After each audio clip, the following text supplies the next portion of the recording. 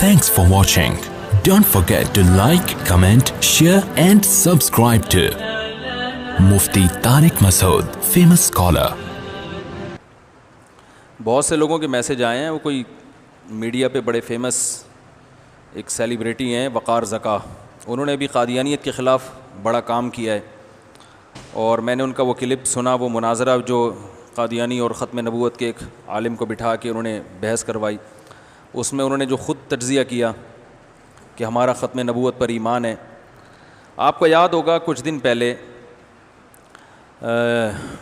یہ جو نعرہ لگا تھا میرا جسم میری مرضی, تو اس میں بالکل ایک ڈرامہ لکھنے والے ایک شوبز کی دنیا میں بالکل ایک لبرل آدمی سمجھے جاتے ہیں, انہوں نے بڑا زبردست ری ایکشن کیا تھا. اس میں ان کا نام کیا تھا, ذہن سے نکل, ہاں خلیل الرحمان. تو پورا میڈیا ان کے خلاف ہو گیا تھا, اور میں نے پھر اس کے بعد بھی بہت سارے کلپ ان کے دیکھے تو اندازہ ہوا کہ یہ آدمی بالکل تنہا ہو گیا ہے. تو ایسے موقع پہ ہم سب کی ذمہ داری بنتی ہے کہ ایسے کسی بھی محنت کو ہم اپریشیٹ کریں, ایسے بندے کو ہم کی حوصلہ افزائی کریں کہ بھئی ویل ڈن, آپ کے باقی کاموں کا اللہ جانے, ٹھیک ہے نا.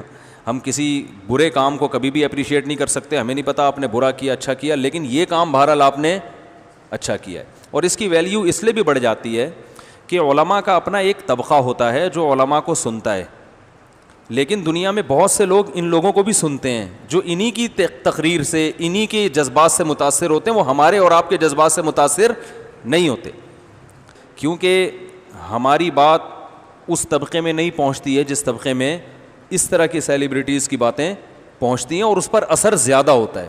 تو یہی وقار زکا صاحب نے جو قادیانیت کے خلاف کام کیا ہے, تو اس پہ بہرحال ان کو اپریشیٹ کرنا چاہیے.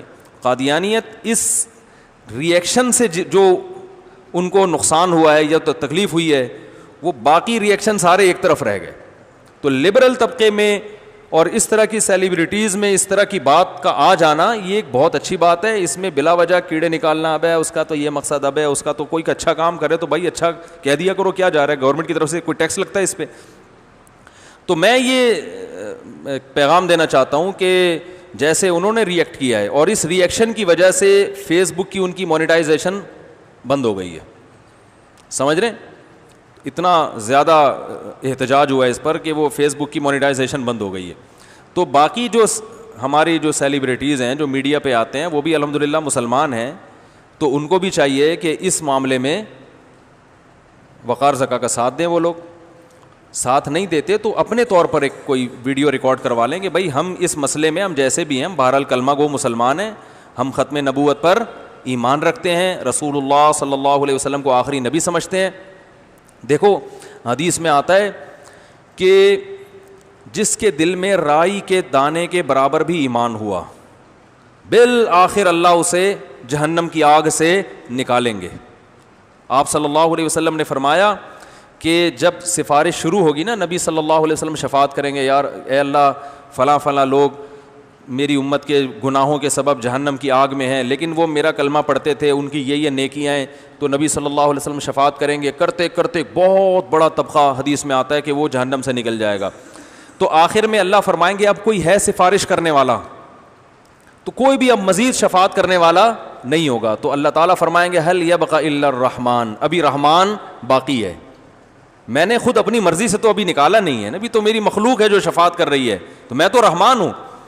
تو اللہ کہیں گے کہ جس نے زندگی میں ایک بار بھی لا الہ الا اللہ کہا, محمد رسول اللہ, یعنی جس کے دل میں رائی کے دانے کے برابر بھی ایمان, اسے کچھ اسلام کا نہیں پتا ہو, کوئی عمل اس کی زندگی میں نہ ہو, سارے اعمال نامے برائیوں سے بھرے ہوئے ہوں, سیاہکاریوں سے بھرے ہوئے ہوں, کوئی ایک نیکی بھی نہ ہو, تو اللہ کہیں گے کہ ایک دفعہ بھی, یعنی مسلم تھا وہ, آپ صلی اللہ علیہ وسلم کا امتی تھا, آپ پر ایمان رکھتا تھا اور میری توحید کو مانتا تھا, بس ایسا بھی کوئی شخص اگر جہنم میں ہے تو اس کو بھی نکال کے لے آؤ. تو حدیث میں آتا ہے کہ یہ وہ وقت ہوگا کہ جب جو لوگ کفر پہ مرے ہیں وہ کہیں گے یا لیتنی کنت ترابا, ہائے کاش ہم مر کے مٹی ہو کے ختم ہو جاتے. اور حدیث میں آتا ہے کہ جو کافر جہنم میں ہوں گے وہ اہل اسلام کو تانے دیں گے کہ تمہارے ایمان نے تمہیں کوئی فائدہ نہیں پہنچایا.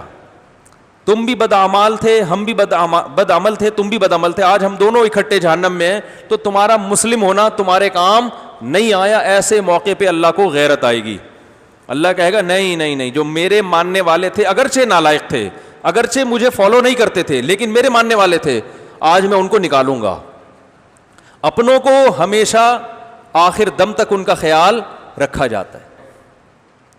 تو کوئی بھی اس طرح جب ایمان کا مسئلہ ہوتا ہے, قادیانیت کے ساتھ ہمارا جو اختلاف ہے نا, وہ اعمال کا نہیں ہے, وہ کس کا ہے؟ ایمان کا. ختم نبوت پہ ڈاکہ جو حق خالصتاً محمد صلی اللہ علیہ وسلم کا تھا, وہ 15ویں صدی کے ایک جھوٹے کذاب کو انہوں نے دے دیا. تو نبی تو اللہ کے نمائندے ہیں نا. نبی کس کے نمائندے ہیں؟ کسی ملک کے سفیر کی توہین کرو تو یہ اس سفیر کی نہیں بلکہ اس ملک کی توہین سمجھی جاتی ہے. جتنا بڑا ملک ہوگا اس کے سفیر کو اتنا ہی پروٹوکول دیا جاتا ہے.